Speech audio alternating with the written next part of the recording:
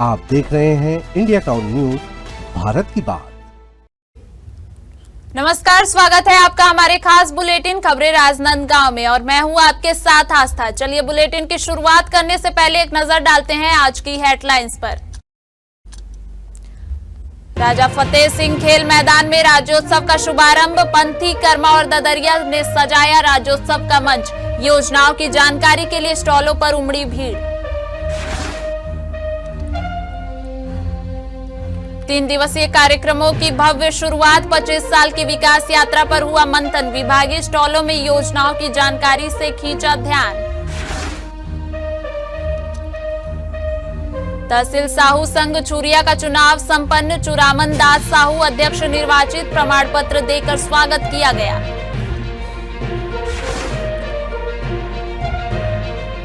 राजनांदगांव में राज्योत्सव की धूम, 3 दिवसीय राज्योत्सव में उमड़ी भारी भीड़। कृषि और सौर ऊर्जा रहे आकर्षण के केंद्र, 25 साल की गौरवशाली यात्रा का जश्न।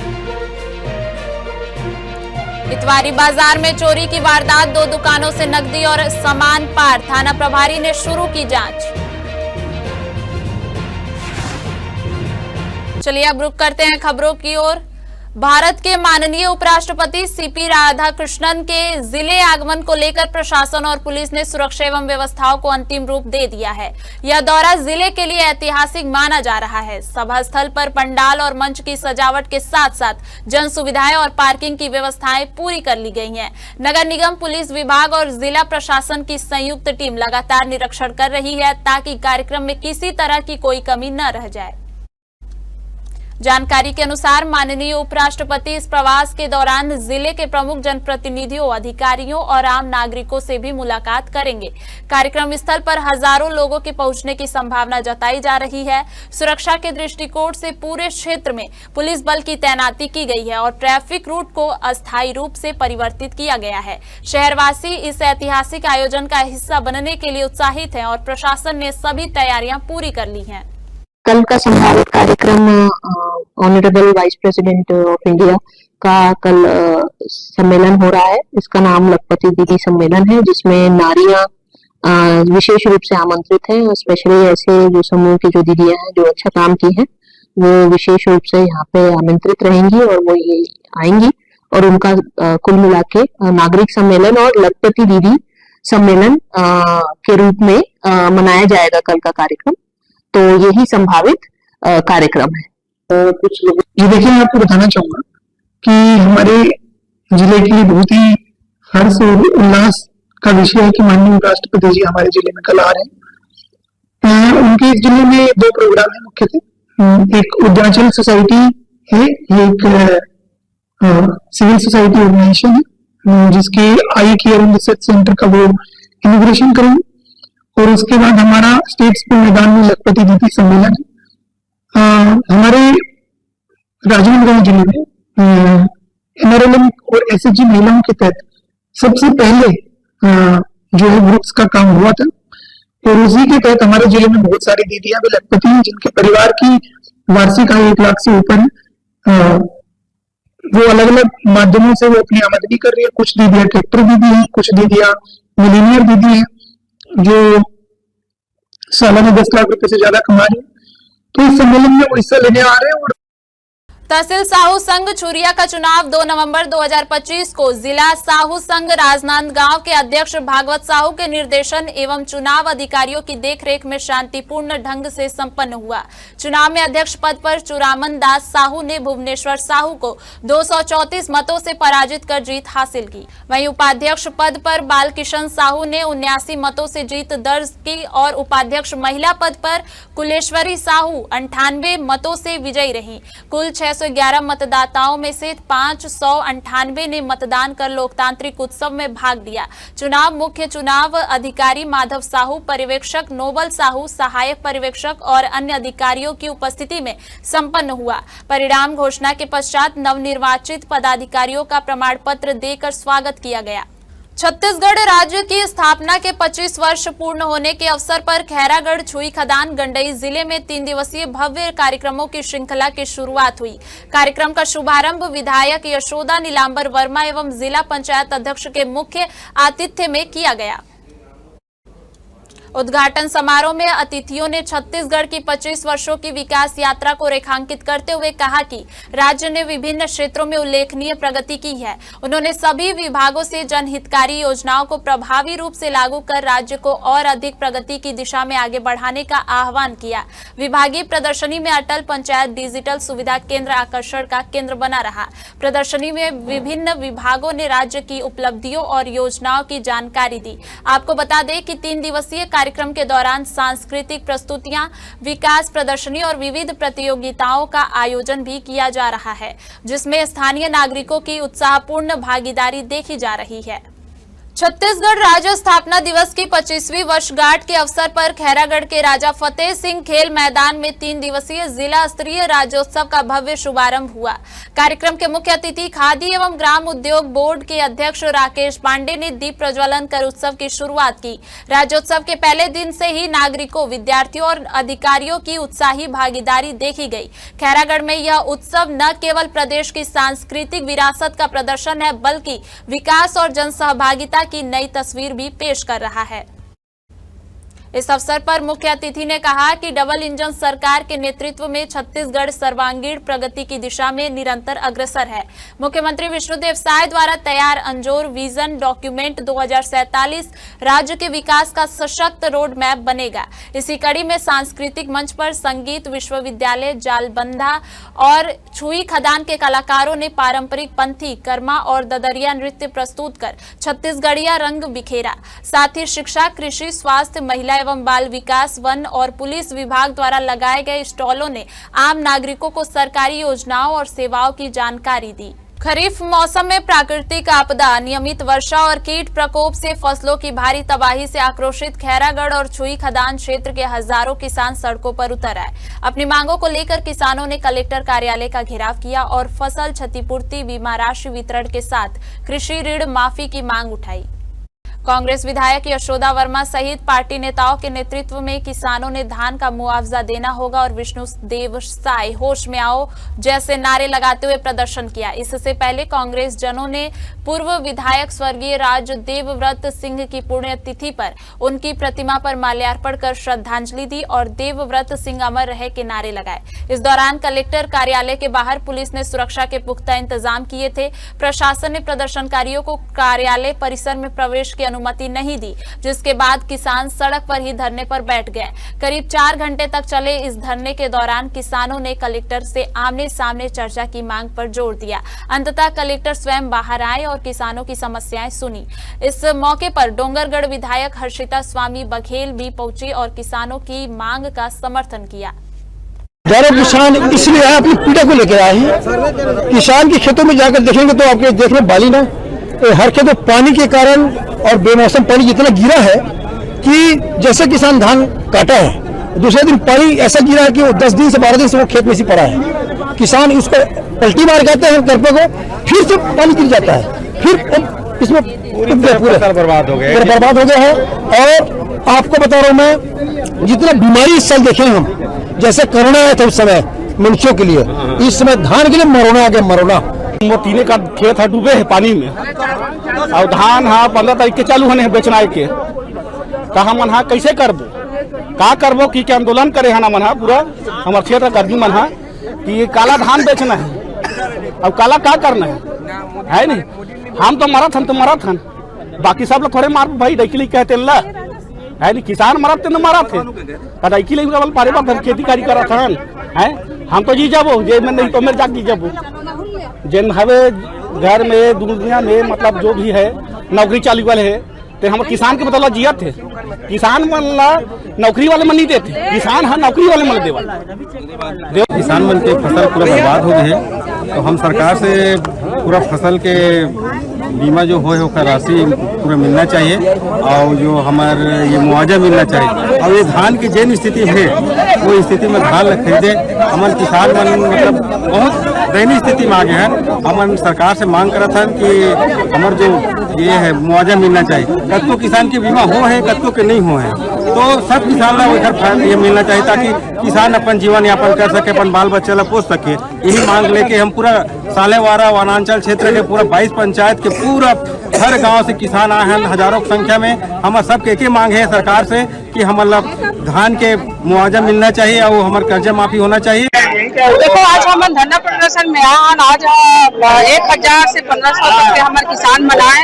हमारे किसान मन के तकलीफ है कि अभी बारिश हो हमें हमारे धान के फसल नुकसान हो, तो हमें हमारा चाहता कि सर्वे हो, अभी तक के कोई सर्वे नहीं करा है।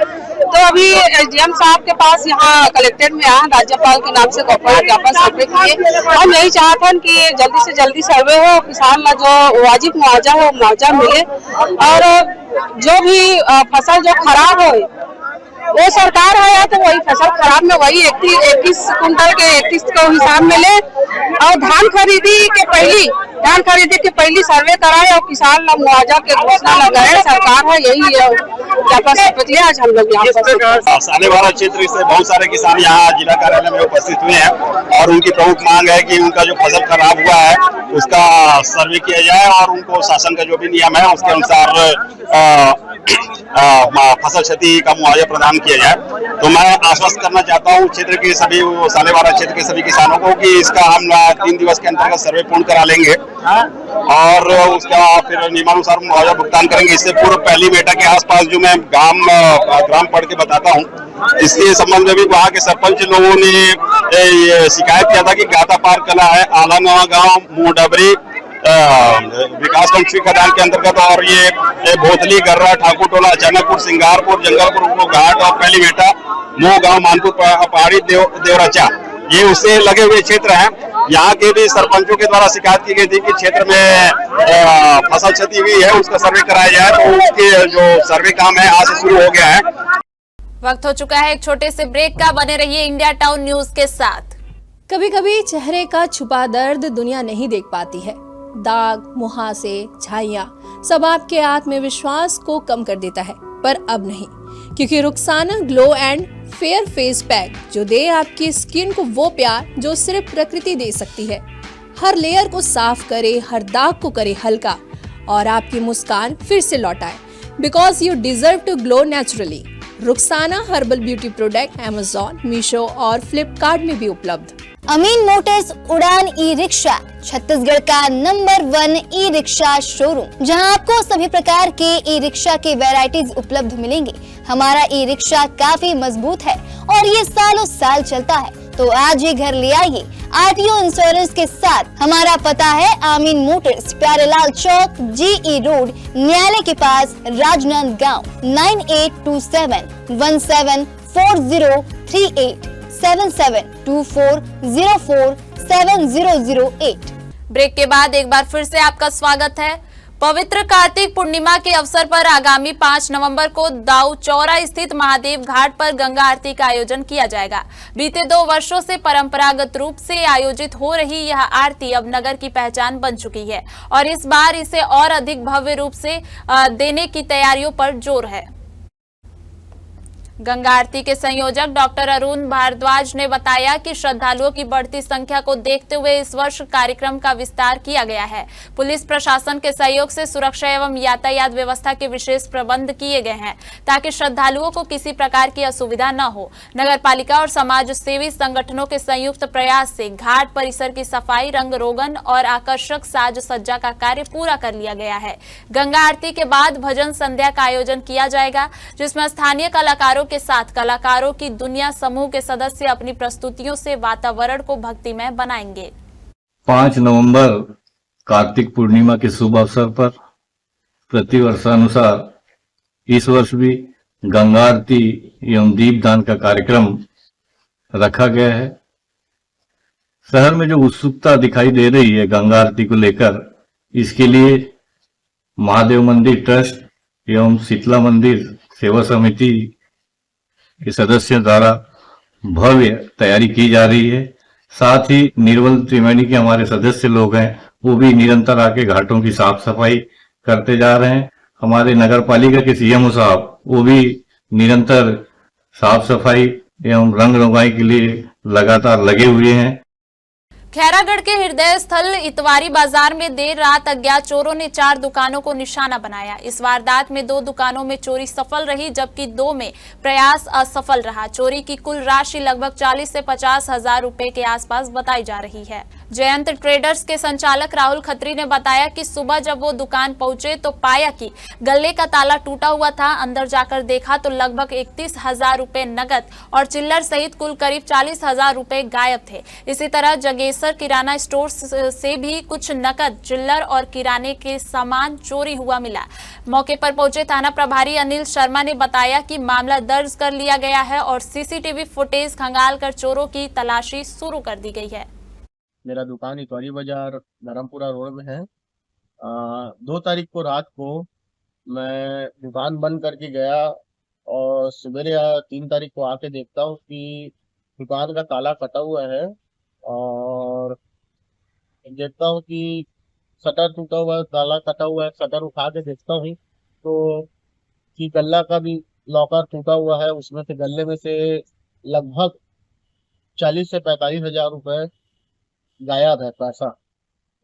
और ये मामले को देख के फिर मैं पुलिस के पास गया, थाने में रिपोर्ट लिखाया और पुलिस कार्रवाई कर रही है। दुकान में चोरी हुआ है, ये ताला तोड़े है, शटर उठा के पैसा सब ले गए है। यहाँ पे अंदर से दरवाजा बंद कर दे रही थी। मैं रोज की तरह अपन रात में दुकान बंद करके घर चल दे रहे। कब के बात है? कल के बात है, कल 3 तारीख। कहाँ चोरी हुआ है? ये पैसा और कुछ सामान। अच्छा, तो एक शिकायत दर्ज करे हो आप पुलिस में? शिकायत दर्ज करवाए हूँ। माननीय उपराष्ट्रपति की कल होने वाली राजनांदगांव यात्रा को लेकर प्रशासन ने सुरक्षा के पुख्ता इंतजाम किए हैं। बड़ी संख्या में बाहर से अतिरिक्त पुलिस बल भी शहर में तैनात किया गया है।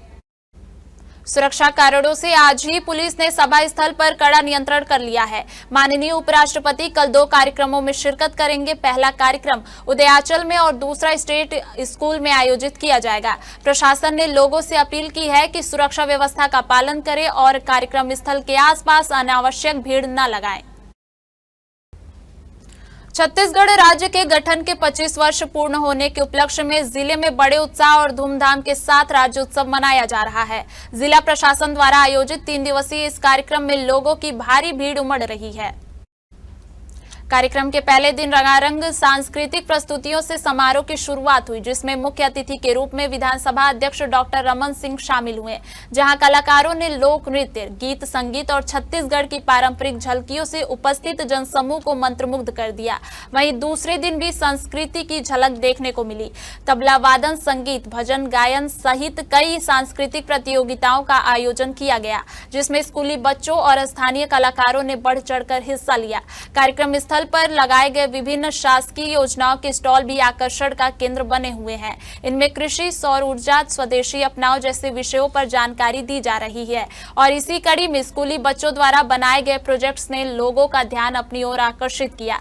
राज्योत्सव में लोगों ने छत्तीसगढ़ की समृद्ध संस्कृति, परंपरा और विकास की झलक का आनंद लिया। जिले में यह आयोजन न केवल उत्सव का प्रतीक बना हुआ है, बल्कि प्रदेश के 25 वर्ष के गौरवशाली सफर की यादें भी ताजा कर रहा है।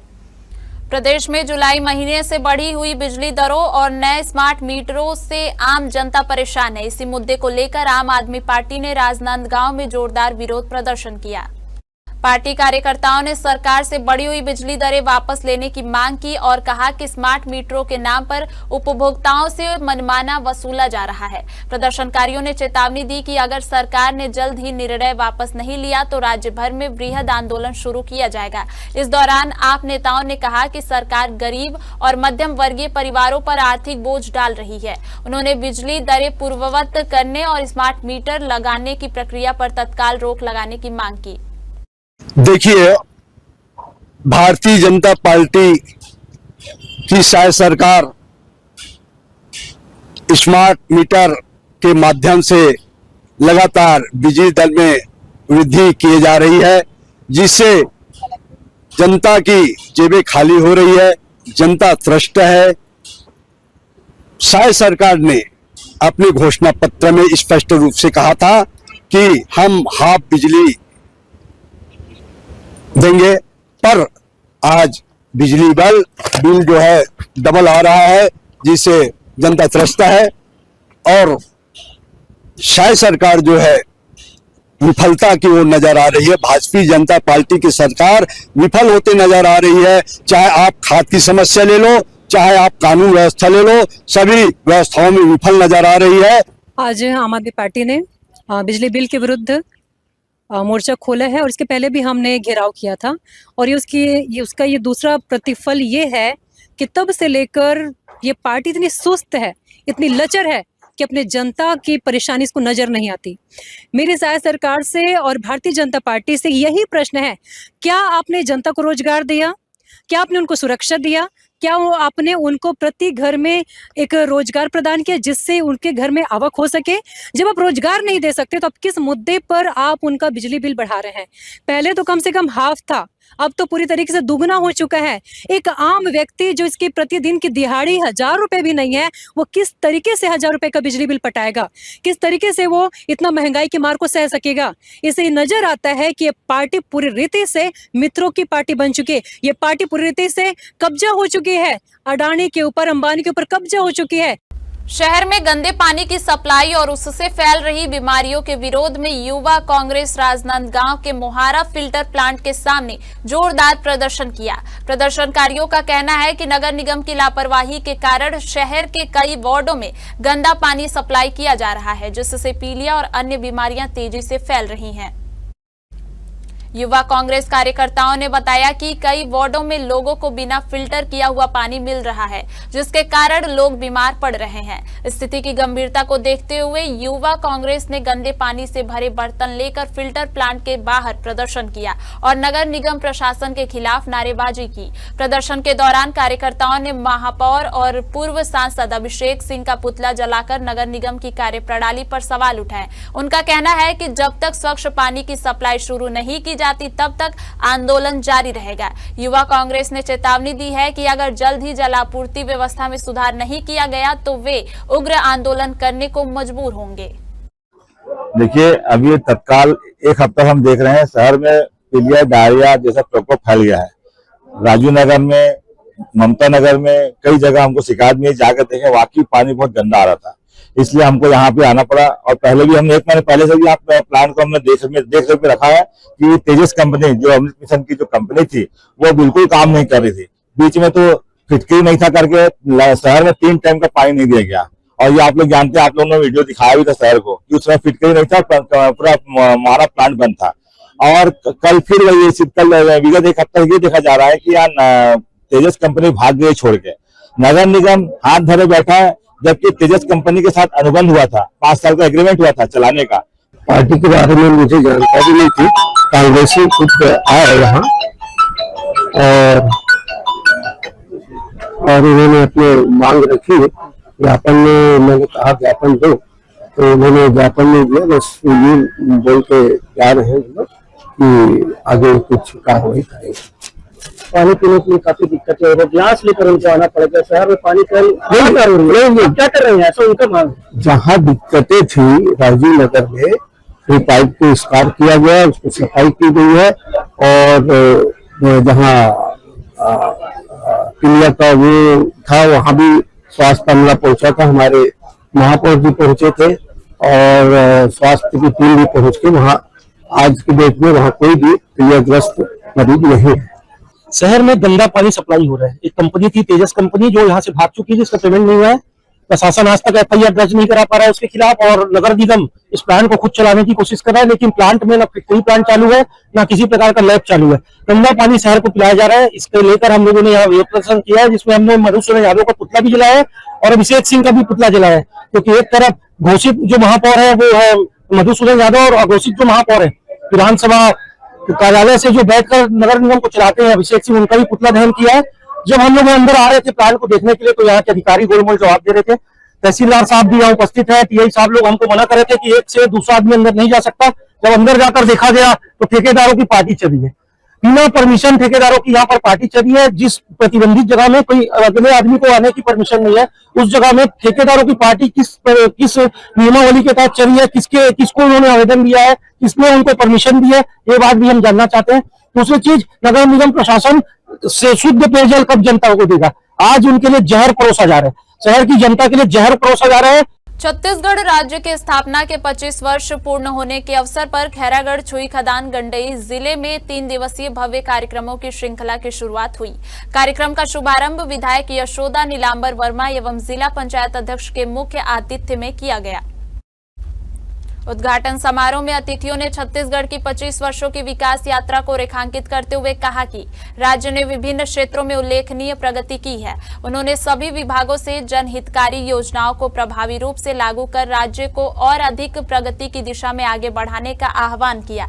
विभागीय प्रदर्शनी में अटल पंचायत डिजिटल सुविधा केंद्र आकर्षण का केंद्र बना रहा।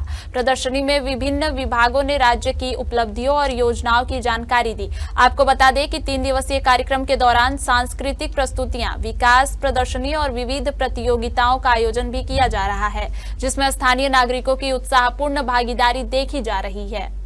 हमारे खास बुलेटिन खबरें राजनांदगांव में फिलहाल इतना ही। देखते रहिए इंडिया टाउन न्यूज, भारत की बात। नमस्कार। आप देख रहे हैं इंडिया टाउन न्यूज, भारत की बात।